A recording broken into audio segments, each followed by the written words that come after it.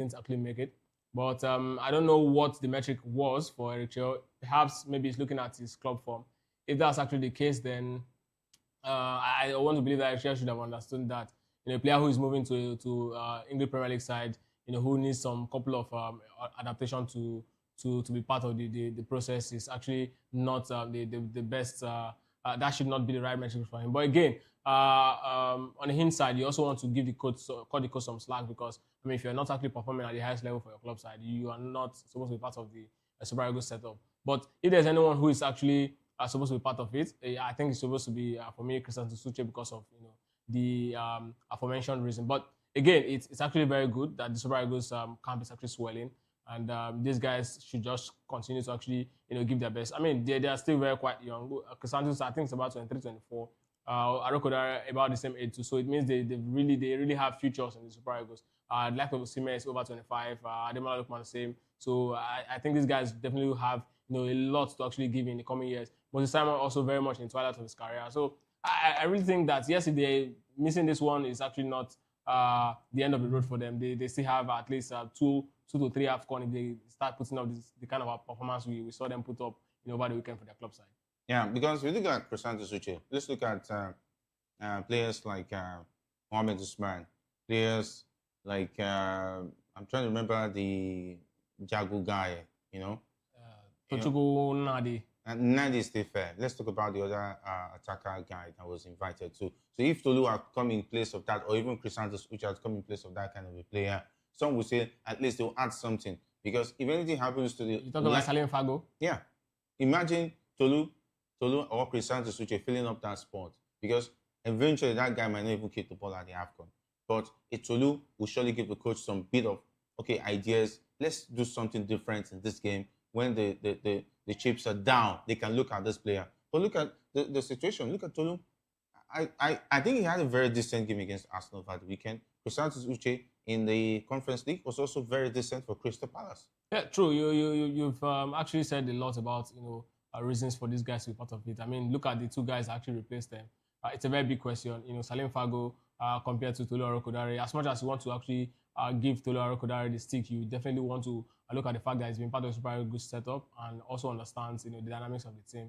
It's definitely going to give Eric Chelle a lot of headache. And I mean, every coach wants that sort of headache going to a championship. So if you have a certain Salim Fago in your team, you definitely know you don't really have to worry. And what happens if likes of Victor Osimhen or Ademola Lookman picks up injury in our affairs? What happens to the Super Eagles setup? Who are we going to be looking back to actually fill that spot? These are the big questions. We need players with character. Salim Fago, does he have the character? It's yet to be tested, and this is not a championship where you take players that are untested. If you must go with players that are untested, they must have shown glimmer of being very good at club level and playing at a highest level. For example, say players like Estevao, for example, if Brazil is taking him to a major championship, you definitely want to reckon the fact that yes, he's been doing so well for Chelsea, even if he's yet to, even if he hadn't played for Brazil at the point. So yes, these are the kind of questions you start asking yourself. But for Salim Fago, where is he playing? I mean, I mean, where is his contribution coming from that will say, okay, this is exactly what this guy is doing in this particular league, tearing this league apart and all of that. These are the questions that should be asked. But again, it goes back to what we were talking about before the list was, the list was released. The big question was about, what's actually responsible for the delay of the list coming out. And everyone would definitely agree with the fact that there seems to be a lot of power tussle. There seems to be a lot of power play. There seems to be a lot of people trying to actually make the Super Eagles list really reflect the Nigerian identity. There's a lot of persons who is actually looking at federal character in the list. There's a lot of persons who are also looking at my slots. There's a lot of persons who is also looking at I have a player who actually want to sell. I need him to actually have an official cup for the Super Eagles. So many permutations definitely was actually part of what actually got us to this particular point. So I just hope we don't end up getting injuries. Major characters don't end up finding themselves in a fix and then thereby putting the nation in a fix, because I mean, trust me, I know that nobody's going to really trust the likes of Usman Mohammed, Salim Fago, and of course not forgetting Tochugu Nadi in any high crucial game for the Super Eagles. But it is what it is now. These are the guys who are definitely going to be taking the championship. It's quite sad, really, but I would have, like you said, I would have really preferred the likes of Crisanto Suche, who we've seen before, who we've seen that they've got character, the likes of Arokodare, who we've seen, come into big games, get us that win in crucial moments. These are the players who can say, okay, they've got character to an extent, but it's unfortunate. This is how we do business in this part of the world. All right, it's unfortunate. This is how we do business. This part of the world, according to Ikechukwu. But we'll take a quick break. When we'll come back, we'll unleash more for you with definitely Maiwa joining us on the locker room.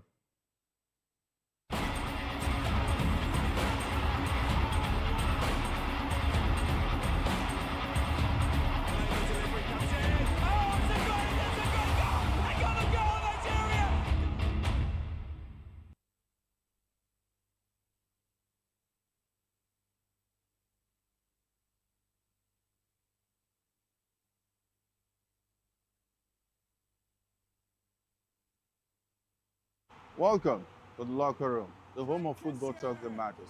I am Jerry Apelon. Join us every weekday, Monday to Friday at 5 p.m. Nigerian time, as we share the hot takes and hot debates in the exciting world of football. And joining me are the usual suspects, Ikechukwu and Mayowa, as we break down all the hot takes and everything that's happening in the football. Don't just watch football, live it with us. Catch us on the locker room and Voice of the People Television at 5 p.m. Nigerian time. And like I always say, if not putting in front, with the sport. Are you ready for the extraordinary? Something big is happening on your screen. Introducing VOP TV. Now streaming on SLTV channel 264. From breaking news to captivating conversations, news analysis, giving you all sides to the story. We break in-depth discussions on the issues that matter, from politics to sports, entertainment, and lifestyle. VOP TV on SLTV channel 264. Join us as we redefine what television means to you. Voice of the People Television, VOP TV. Now you have more than a voice.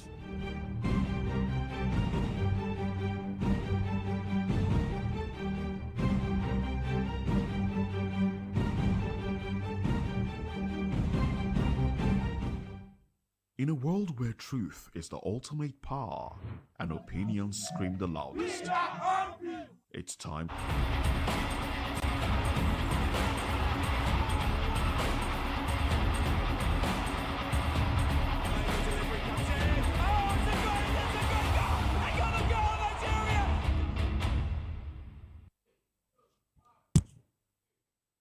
All right, you're welcome back. You're still onto the locker room and Voice of the People Television with me, Jerry Apelon. Of course, Ikechukwu is in the studio with me while we expect Maiwa to join us virtually. And of course, we're just talking about the situation of the Eagles. The camp is already bubbling. The players are already coming in. As at last count, we had about 12 players ahead of the game against Egypt tomorrow.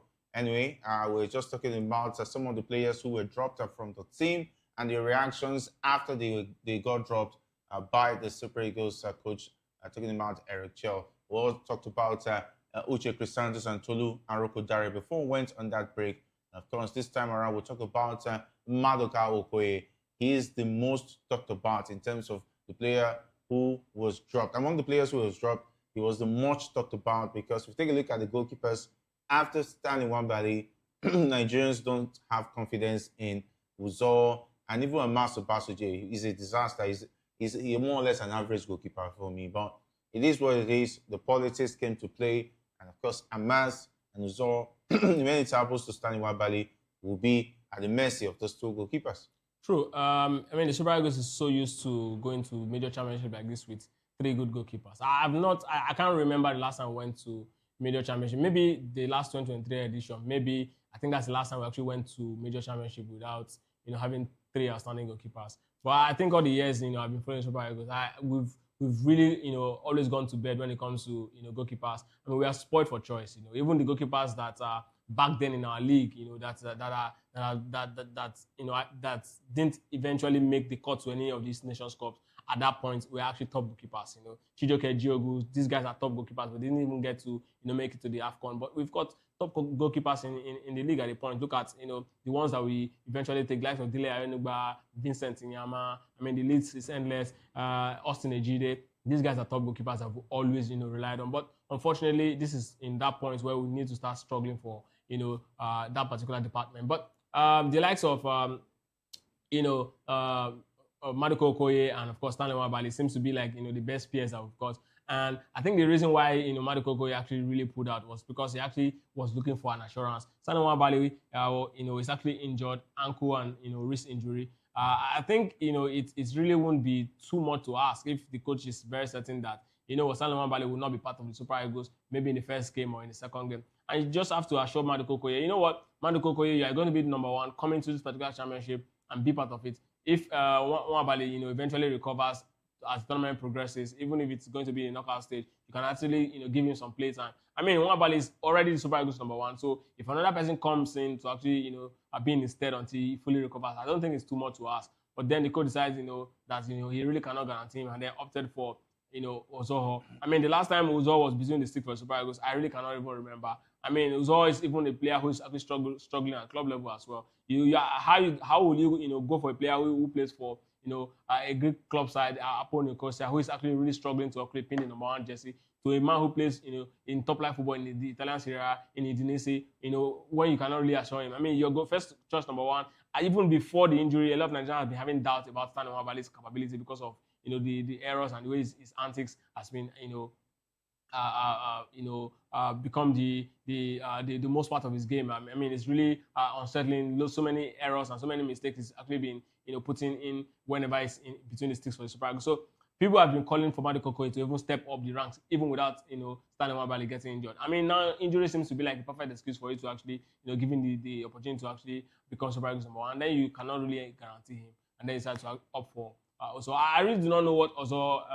What Eric Chelle is actually thinking, or perhaps people who decided that Ozo would be a better, goalkeeper than, Maduka Okoye. Because for me, I mean, I want to believe that from the list that I saw, I want to believe that Eric Chelle really had about 40% contribution to the final list and decisions that for players that would definitely be playing for Super Eagles. Because I think if it's left for Eric Chelle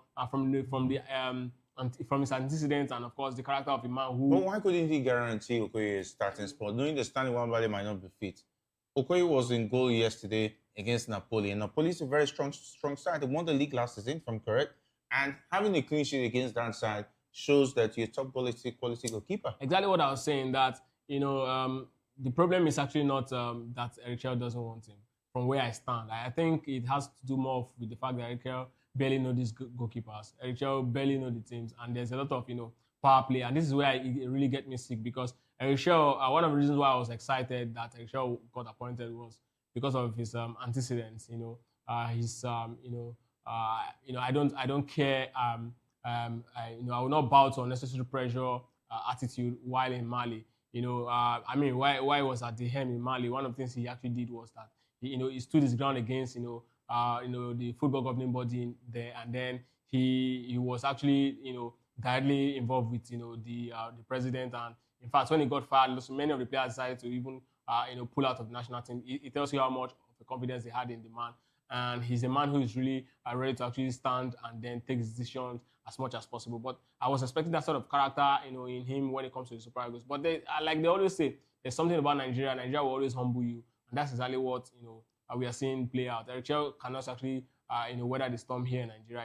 It's difficult. That's why I said that the list that he's actually operating with, I think about 40% of his choice. I mean, the rest of the players. I mean, there's no way Eric Chelle would have thought will come here and tell me that the likes of Tochukwu Nadi, the likes of Usman Mohammed, and of course Salim Fago are players who he thinks will be leading Super Eagles line going to this championship. Players he barely knew. Players he barely even invited for the World Cup players or even any of the qualifying series during the run-up of the World Cup qualifiers. It says a lot about the complexity and of course how the leagues actually eventually came on board. So will I blame him? Yes, I'll blame him because at the end of the day, it is his prerogative to pick his team. At the end of the day, the box of the blame will fall out at his doorstep if eventually Super Eagles fail to actually give a very good performance in this championship. So I would have expected him to actually stand his ground and then take a decision and say, you know what, this is what I want. If you cannot do this, I mean, plus the fact that you complain of being old, so this is a very good reason for you to actually stand up and then fight for what exactly you believe is right. But unfortunately, I think we've passed that phase now. What exactly are we going to be hoping for is that Stanley Nwabali should find his way to be fit, against time to be in between the sticks. Because eventually, if he was all actually step into the fray as Super Eagles number one, it's going to actually dampen the morale and confidence of people who actually supporting Super Eagles. And like they always say, you are just as strong as the number of people who following you. If the people who follow behind you are actually not in strong connection in terms of belief with you, you're most likely going to fail. All right, and of course, Cristante Suche is also doing well for himself. And let's not also forget Tolu Aroko-Dare also dropped from the attack, almost end his team Wolves a point against Arsenal with a header to tie them 1-1. But Arsenal struck with virtually the last kick of the game to win 2-1. Rafi Dorosimi notched his 7th league goal of the season in Czech Republic for Victoria Plzeň, and their 2-0 win over Dokla. In all competitions, he now has 13 goals in 30 games this season. That's decent for a forward, talking about in front of go ahead of the African Cup of Nations. But unfortunately, he didn't get a pick. But news just coming in is that it looks like Nigeria might embarrassingly find a way at the World Cup. With what I've been hearing, I've been trying not to take that news seriously because with the news coming out that DR Congo actually fielded an ineligible player for the game, talking about the tournament, talking about Morocco. It looks like there's something out of it, and FIFA is looking at it.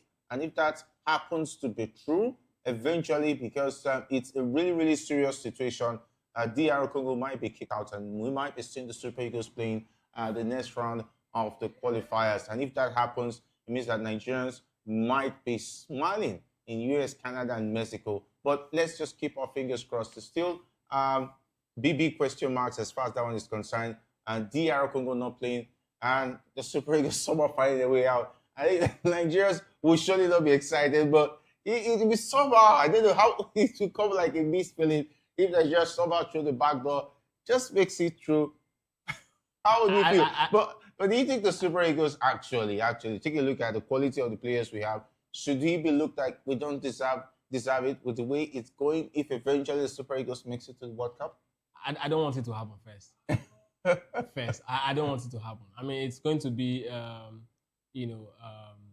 disservice to football. The Super Eagles doesn't deserve to. So what about the team that plays ineligible players? Well, that's why I said, that's against fair play. Well, yeah, I would. So what South Africa did as well. They got away with it. I would really prefer that the team they knocked out in the semi-final. I'm talking about Cameroon. Get to play the Super Eagles again in the final round. Let's see if the Super Eagles can actually do that. If the Super Eagles can defeat Cameroon, then they do a one-off playoff. Yes, game. Of course. I really want that to happen. It's not going to be fair. I don't think it's going to be fair to just hand the Super Eagles together. We've not shown that we really deserve it. But then, if it happens that way, then of course Gusau might be coming back, and you know what that means. No, it's not going to be because Gusau did his job. But that's going to be what it is. No, Under Gusau actually made it to the World Cup. That's what it is, Jerry. No, the handwriting is there because the team did not perform well because the NFF also played a major role in setting back the teams. It's not like, for instance, it's not like we don't have the quality of players. Jerry. That being said, that can easily qualify for the World Cup. Look at the way we qualified for the AFCON with ease, no stress. That means there's something wrong in terms of the selection of the coaches process and the fact that the players are being owed a lot of bonuses as far back as 2019. And Gusau sat there and told the whole world that they settled everything. And lo and behold, few hours to their first game, the players were already calling out a strike. That is a major distraction before a major qualifying game. So that said, the NFF has already set this team to fail from the beginning. Jerry, in the end, you know that it's in the end, it's they always say the end justifies the means. If the Super Eagles eventually makes it to the World Cup, nobody will remember how we actually got there. Oh, really? That's what I think we'll remember. I'll remind Nigerians in case they forget. No, Jerry, that's the thing. Nigerians will forget. No, I will not forget. You're just going to be a lone voice in the wilderness. I will not be a lone voice. Definitely, we will talk about Jerry, if the Super Eagles find itself at the World Cup and make it as far as the quarterfinals, Jerry, nobody will talk about how we qualified. This is a reality. You and I know. Nigerians have that very short span when it comes to attention. So forget about it. Gusau is going to come back, and you see him. Yeah, Gusau is gone. Just mark it. Okay, but that aside, right? Like I said, it's going to be very unfair. You cannot, sit somewhere and then expect. I mean, they've handed us a lifeline Eritrea did it for us. We made it through the playoff. I mean, that would have been an opportunity for us to actually redeem ourselves. We also failed to redeem ourselves. But what does that say about African football? If teams are going into the World Cup qualifiers and they still make the mistakes in 2025 of feeding ineligible players without making sure that they have clearance? Well, I mean, this is just administrative error. I don't think it has anything to do with Africans, really.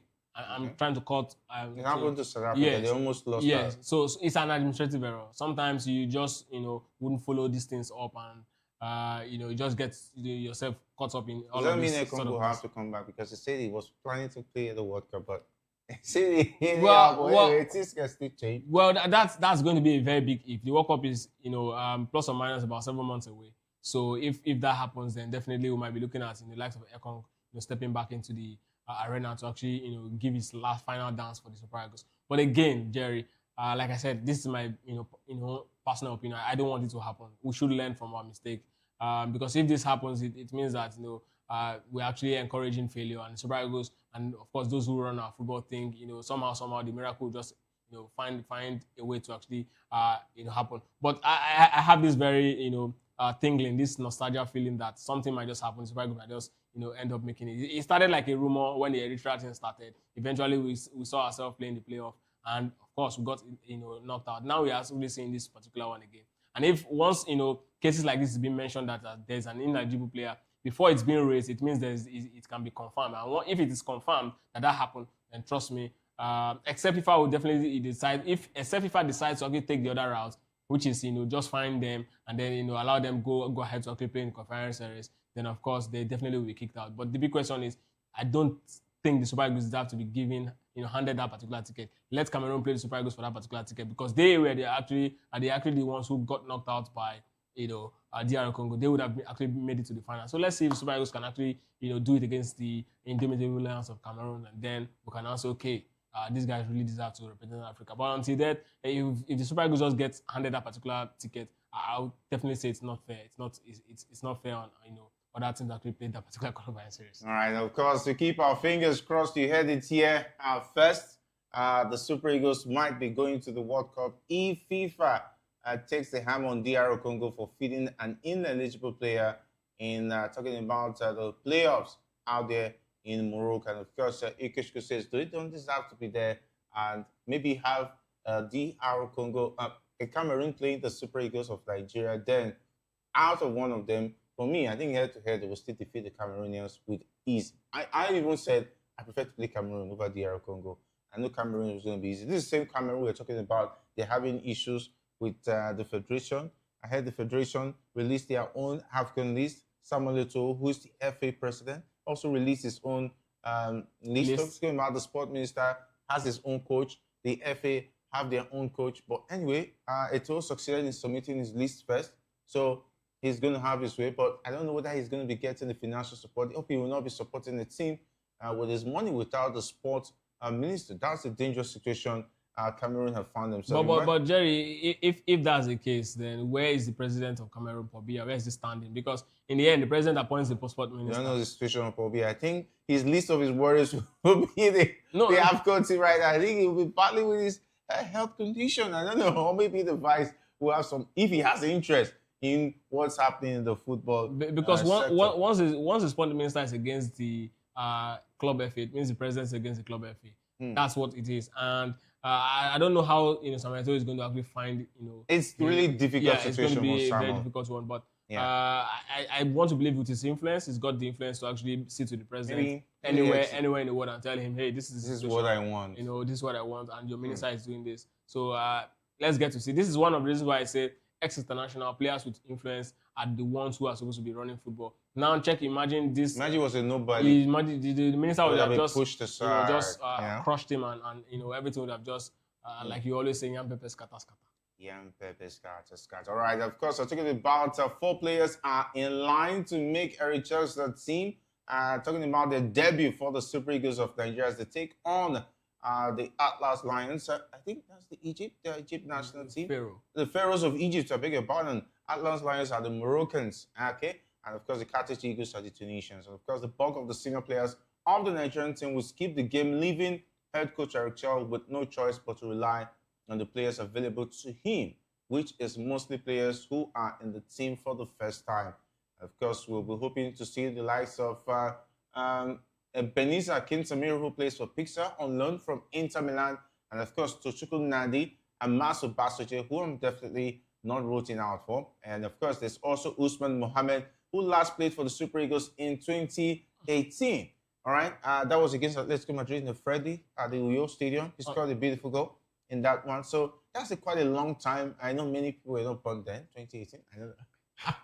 A lot of kids would have come since 2018, a lot of generations. But it is what it is. We might be seeing those guys playing against Egypt. Are you expecting anything different from what we've been seeing so far from the Super Eagles? Taking a look at the quality of these players playing against Egypt.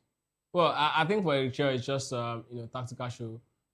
He already knows his team going to this championship. His first 11 is already there. If there's any change that needs to be made, he just wants to see these ones to be certain that they will definitely be good enough to actually come into the game if he needs them. I mean, Egypt is going to be a very good test. I mean, they are North Africans, so the tournament is going to be hosted in North Africa. And of course, we might likely play against North African side. Of course, we also have one already in our group talking about the Carthage Eagles of Tunisia. So definitely, he wants to actually see these players to know if they have what it takes to actually step up if something really happens. I think Samiro is definitely going to be the star man to actually watch. A lot of Nigerians have heard a lot about him. Want to see him done the Super Eagles jersey. If he's going to be able to replicate the form we see him, show week in week out right there in the Serie A. But I mean, for the man who's last played for Super Eagles for almost 10 years now, I'm talking about Usman Mohammed. I don't know if there's a lot to actually see. I mean, that game was an unofficial game against Atletico Madrid. I remember vividly how that game actually ended. And ever since, none of those players actually got called up into the Super Eagles. I am wondering, I'm asking the question, why now? How come he find himself going to this championship? What has he been doing for his club in the last 11 months? These are the questions I was asking. But again, like I said, power play, a lot of persons got interest. They want to actually, show they've got influence, federal character. We want to actually reflect that the team, is a Nigerian team. Let's reflect all tribes and all, of course, all religion and all creeds. So these are the things that would most likely bring the likes of Usman Mohammed into the fray. But again, in the end, I mean, they're already part of the team. We just want to hope that they will give a very good showing against Egypt, so that we definitely know that we have depth in our squad going this particular championship. In the end, Nigerians really will not matter, will not really care about players who go to this particular championship if we have a very good showing. I mean, it's all about team winning. It's not tennis, it's football, so it's team sport. All right, some of the players will also be forgiven because some of them will arrive later for that game. We're also looking at Ryan Alebiosu. A lot of people have been talking about the Blackburn Rovers fullback, that he should be able to deputize well without Olaino in the team. And of course, there's also the talk about Salim Lawal if he arrives before today's training session, which will be their only training session before the game. Okay, and talking about the NFL versus club sides, as far as releasing players on time for the AFCON is concerned, FC Porto is the new club that is unhappy with the Nigerian Football Federation after the request for Zaidu Sanusi to delay his arrival to the Nigerian national team camp for the national team tournament in Morocco was rejected. The bulk of the senior players of the Nigerian team will skip the game, leaving head coach Eric Chelle with no choice but to rely on the players available to him, which is mostly players who are in the team for the first time. Chelle granted the senior players permission to skip the game after they requested to be left out to avoid the risk of getting injured in the game, which will be played 5 days before the start of the tournament and 8 days before Nigeria's first game against Tanzania. Okay, I think for the case of Zaidu Sanusi, I think the NFF is right to put their foot down. Yes, we're giving you grace to release these players late. FIFA says 15th. 15th is 15th. You have no choice. You have to release the players. Well, at this point, I think it's for the NFF to actually take it up to FIFA if Porto decides to be adamant. To be adamant at this point, because I mean 5 days already. It's about 6 days to the championship. If you're releasing players on the 15th, I don't know what you expect the team to actually get from themselves in 6 days. But then we'll make do with what FIFA has given to us. So if you decide to actually cut it short again or reduce the time, you're actually endangering the team. So I think NFF needs to really step up and then do exactly what they need to do to ensure that this sort of abuse, because it's an insult, stop happening. Because if you allow this one happen, it's definitely going to happen again. That's exactly how these things work. But Zedu Sanusi is going to be crucial for this Super Eagles. I see him going to be Chelsea's number one go-to person when it comes to the right back, left back position. So that's exactly why it's going to be a very big issue if FC Porto ends up not, releasing him on time, because we really need our fullback to be part of the team, get integrated, and then so that it definitely will be, a huge part of the Super Eagles team going forward. But then, Jerry, when you have a team, that the coach himself, seems really, because if you look at the team, you can really tell that Eric Chelle is really not very sure of this team himself, because he's just picking these players per recommendation and then just doing what was asked of him. That's exactly what it seems to me at this point. And if Eric Chelle, with the way he's actually going about this team, picking players and then just dumping players like Okrika, I don't think there's going to be any good outcome at the end of the day for this Super Eagles going to this championship. But I just hope that in the end we are able to actually put our heart together 6 days time and then get the competition rolling. But first, it's going to be starting from tomorrow. What happens against Egypt? We're definitely going to be seeing a glimmer of our identity as a team. If we can actually get that, and then we can say, okay, this is exactly where it's going to be pointing. But I don't know. But if the Egyptians come in that particular team with a very strong squad, I don't think the Super Eagles will be able to actually get. All right, for those who care to know, these are the players in camp as about before 1 hour ago, because Paul Onachu just joined up with the team in Morocco about an hour ago to add the star-studded name players in the team who are currently in Morocco preparing for the AFCON. We have Francis Uzoho. Definitely, he should be surprised that he makes the AFCON, because the last time he played for the Eagles, I can't remember right now. I can't remember. Quite a long time ago, since the Ghana, the 2022 World Cup qualifier that got botched. I think since then he's been dropped from the Eagles. The Stanley Wambali who has come to make a statement that Uzoho was he not part of the last AFCON? I think it was on the bench. Was it part of the last AFCON? I'm trying to put that into perspective. Okay, we'll get to that. And of course, Stanley Wambali has come to say that despite the injury concerns, I'm going to take my number one role somehow. There's also Fisayo Deli Bashiru, his brother, got dropped, Tom. And of course, Beniza Kintamiro is good, because definitely he knows he has competition. There's already talk that he might be giving Stanley, Iwobi, talking about Iwobi a run for his money. There's also Amaso Basoje, the 3 goalkeepers already in camp. There's Shemi Ajayi, Ademola Lokman, Bright Oshayi Samuel, Igor, Ogbu, Tochukwu Nadi, and Zaidu Sanusi. So Iwobi needs to come on time. I don't know. There's no defensive midfielder in that setup. I don't think we're good to go against Egypt. Well, I don't know. It's 3 goalkeepers. That's a lot of. What's his name? Akin Samiro, not a defensive midfielder. Just an offensive. Yeah. Well, but of course, we still don't have the players to play the Egypt game tomorrow. Yeah, well, Dele Bashiru can actually, show that particular position. Even Akin Samiro can actually also play deep. So if it happens that these are the guys that will be doing that, that's justice. Okay, I think. So Shemi Ajayi Gogu playing the centre back. Yeah, Shemi Ajayi. Zaidu Sanusi and Bright Oshayi Samuel left and right. Yeah, of course. Then who's going to strike? Is it Tochukwu Nadi? Yeah, Ademola Lookman definitely will be, leading the attack, and then maybe Tochukwu Nadi and the other players will just add up in the midfield, and then you just get to this. It's going to be a test match. Okay. There's also Paul Onachu who just joined. So it's definitely going to be leading the lines in the attack. So no bench. All right, I hope the players will continue to turn into the camper, because they surely will need to at least take advantage of that friendly game against Egypt. We heard that Mohamed Salah also might not be available. Even Mamouche of Man City will also not be available for that friendly, because it looks like the team is refusing to release them on time for that friendly game. Okay, let's head now to the English Premier League. It looks like the title charge has started, and of course, it looks like Arsenal has been found wanting for weeks now, and it looks like Man City is not going to sleep on it. They're really making it count on this one. Of course, Erling Haaland was on fire against the Crystal Palace over the weekend. 2 goals. It looks like the man is really, really gunning for the Golden Boot this time. Of course, we talked about it, beginning of the season. What it takes to actually win the Premier League. If you have a 25 league goal striker, you most likely will win it. 17 goals now, and we're looking at just 8 goals from 25. I mean, nobody's going to bet against Haaland not getting. Nobody's going to bet against Haaland not getting 8 goals in the next 20.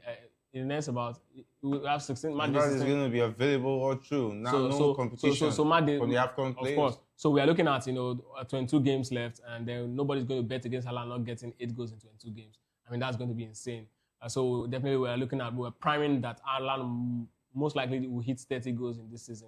And if he does that, Man City now, they've considered 16 goals, and of course, Arsenal have considered 10 goals, which means that the margin is closing. The only way Arsenal is going to actually, upturn this is if Arsenal can actually guarantee at least 5 players, getting 10 goals, Premier League goals in the season. And that's going to be, a lot of work. I mean, I'm looking at the Arsenal players, and I'm looking at the ones that, will most likely hit the 10-goal margin. But yes, the season is quite long. Is it possible they can do it? I think they've got the squad to actually do it. Grinding results 1-0, it's not going to work for every team, and that's where Arsenal might run into trouble. They barely survived against Wolves. If it's actually a decent side against Arsenal that particular day, they might not just get that late winner. This goes back to what we'll be talking about Mikel Arteta. You don't have to actually rest your players when they get injured. Rest them, and then help them to be fresh. Every single time you can't just keep playing certain players because you just want to grind result. And now a couple of players are injured, and Arsenal now struggles to actually grind result against a side that seems to be whipping boys of the league. But it's still very, very long. Arsenal still have what it takes to actually go ahead to actually win the league. I think so far so good. They are the team that seems more stable. They are the team that comes into every game with more fear factor. So if they can actually continue with the way they're actually doing it, yes, definitely we can actually count on them to actually do it. But Man City, Pep Guardiola, when they've smelled blood like this, it's quite close. 2 points, they will definitely chase. I mean, Pep Guardiola can go on 15, 16 games unbeaten, straight win. I don't know if Mikel Arteta can do it, but it's still very much in December. So if there's anything that can be done, I think Mikel Arteta must have actually learned a lot in the last 3 seasons. And of course, learned also from Pep Guardiola. So the Premier League title is still very much open. 2 points adrift, Man City and Arsenal. 1 point, Man City and Aston Villa. 3 points, Arsenal and Aston Villa. So it's going to be a long, long ride. I mean, this is what the Premier League offers week in and season in, season out. Yeah, when you're having a title charge against Manchester City, this is not the time you want to have backlog of injuries and bad luck. And with the way Man City is going, with the fact that they're rediscovering their form and they're not having players moving to the AFCON, so no injury worries. It looks like Rodri is on his road back. Foden has discovered his form. Haaland is now smiling in front of goals. So this is the best time for Man City and the worst time for Arsenal to start having injury worries. So again, if you look at that Manchester City, this Manchester City season, you realize that when the season started, they had a lot of injuries. Ryan Cherki was injured. Atnori was injured. Many of their players that were signed, Doku, many of them got injured. They were struggling. In fact, you remember that game against Arsenal, a lot of persons came down heavy on Pep Guardiola saying, how can you play this sort of football? I mean, you're not known to actually play this. And he actually came out and said 2 things. First, he said his players are actually not physically ready to actually compete against an Arsenal side. Second, that he's really suffering from a lot of injuries. So the best way to actually play at the Emirates at that point is to just play conservative and then get a good result. And that's the hallmark of a top manager. He understands his weakness at that point and definitely play to it. The opponent's weakness, which is they would have actually gotten that 3 point, and no one would have remembered how they played that day. But now his team is actually getting back to shape week in, week out. You see them growing in confidence. I mean, before now, Man City playing without Doku, you see that they will be struggling to create chances. But without Doku yesterday, they did the 3 goals, and now they've really begin to reinvent themselves, discover a lot of identity in that Manchester. So they definitely can actually play in different ways. I mean, the young left fullback, Nico Riley, has been a revelation for Man City this season. And trust me, with the way it's going, with Manchester City players like Rodri coming back and other players coming back from injury, it's going to be difficult to actually, stop Man City from actually picking this particular league title. And this is the time when Arsenal is, picking up their injuries, and it's not a very good sign for Arsenal. Now, when Arsenal players start coming back again, I will want to believe that Mikel Arteta must have learned this lesson and start, rotating his squad. But then if he decides to actually toe the same line and then, play the same players until they get injured again, then of course it's going to be his own undoing. May remember, not just Man City breaking down Arsenal's like this, and Aston Villa and Liverpool and Manchester United seem to have, clicked, this season, seem to have reinvented themselves as it seemed to be feared. It's going to be a very long ride. When you play against this side, You need all your best leg. I mean, when Arsenal played against Manchester United and of course against Liverpool, they came in full strength. If they play those sides now in this particular state that are in, I mean, who is going to guarantee that they're going to get all 3 points? And they're definitely going to play them again. So it's going to be a very, very interesting season. We will definitely get to see what's going to come out of it. All right, of course, we look at the table right now. Talking about United, Mary is really excited. He's saying that they can't go for the title. Who says they can't? Because just 3 points behind Arsenal and a point behind Manchester City. It looks like United Mary is cooking. Something very, very interesting out there at the Villa Park. Well, the truth is, Emirates has actually shown that he's a top manager ever since he's moved to England. When he actually took out the Arsenal side. Yes, he wasn't really funded as much as Mikel Arteta was. He's being funded, but then he did a very decent job. And now he's moved to Aston Villa. Yes, the budget side might not be the same, but he actually pushed this team to a level where you get to respect. I remember last season, they lost to Paris Saint-Germain in the Champions League. They did a very good job against them. They almost knocked Paris Saint-Germain out of the Champions League. And of course, this season they're also doing it. But the big worry or my fear here is that there's no squad in depth, because they do not have the size of the budget all of these teams have. And of course, their youth program is not as huge as Manchester City and of course Arsenal. I must give it to players like Rogers. It's really awesome. But the problem here is that if they start picking up knots and injury, they will definitely start struggling. That's one big problem about teams like that's exactly the edge top teams, top traditional teams in the Premier League have over all of this time. The only way they're definitely going to keep this form is when all of their players stay, injury free. And who is going to guarantee that? Football cannot really guarantee you, all of those sort of, atmosphere where you play all through season without major injuries or major concerns. And if that happens, how are they going to actually, survive? How are they going to actually tweak their formations? Which player and which players definitely would they be looking at to actually step up? These are the questions, we'll be asking ourselves. But then, on the hint side, I think he's really done a very decent job in the past 16 games. Can he actually see it through? It's still going to be a long, long ride. 22 games to actually go before the season ends. I don't know how they're actually going to pull it up. But then I think, that Unai Emery needs to actually start refreshing his squad as well, because injury is definitely going to come locking. And when it comes locking, trust me, it's just about 2-3 games to find themselves somewhere, below, the top 10. All right, who would have thought that at this time of the season, Liverpool will be 10 points behind the league leaders? They were the worst team for the past, for November, was a what? A disastrous spot for Liverpool. And of course, even October was the one to forget. But somehow, Liverpool looks like they are just getting the results in a season that they've been the worst team among the top sides. Well, we talked about Liverpool being, playing like they're in a race for, the medal of the worst defending champion in the last 10 years. But maybe that's going to actually end. They begin to actually find, their mojo. If they actually continue, in this particular trend, then definitely we're going to be seeing, them being part of the title charge, come January. Because of course, one of the things that they've shown now is that they are quite consistent. They are, they started trusting each other again. But the big question is that, looking at this Liverpool side, if any major injury happens again, is not different from the Aston Villa side. If any major injury happens in the midfield for Liverpool, it's going to be a very big problem for them. And I don't know how they're going to actually survive it. But now it's a very good moment. Let them build back their confidence. If injury comes, we know it's injury concern. But yes, this is what our top teams are known for.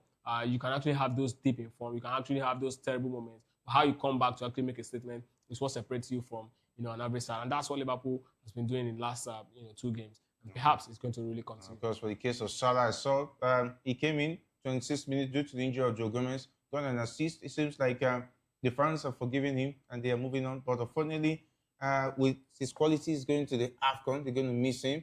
And of course, Man United tonight, they take on a very interesting side who will surely give them a run for the money. And of course, I heard that Unai Emery has been told he has to go and play the 4-3-3 if he wants to keep his job. Well, I don't subscribe to you telling the manager how he should play. I mean, you hire the manager, you know how he's been playing before you actually went for him. Now he's been doing his job, and like you're pressing him to actually play a certain way. I think it's out of it. It's a disrespect to him, because you cannot tell Pep Guardiola how to actually set up his team, or Sir Alex Ferguson. You think he deserves it? No, well, I think so far so good. Maybe because of the result, that's exactly why they're saying, you know what, I think what you're doing is not working. Why don't you try something else? I mean, plus the fact that he's here to actually leave a certain pedigree or legacy in the football world. So that's why a lot of doubt about his style of play will be called to question. But if he had done a lot like the likes of Pep Guardiola, nobody will be calling his style of play out for any reason. But then Manchester United is on the other side, just like Liverpool, they've started coming back. I mean, last season they were disastrous. This season they begin to show that yes, they're a team that should be respected. And then if they win, of course, they're definitely going to be climbing into the top six. It shows that Ruben Amorim has actually done a lot of work for that particular side.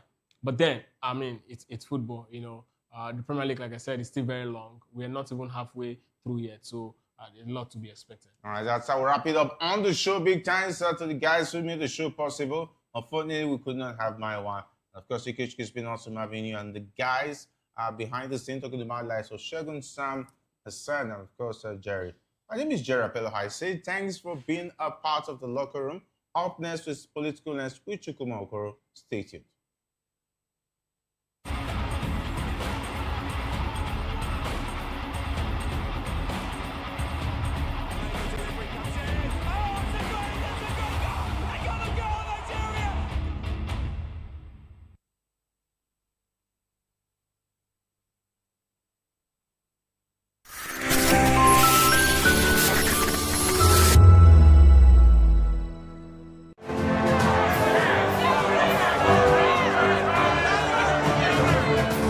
Do you want your voice to be heard?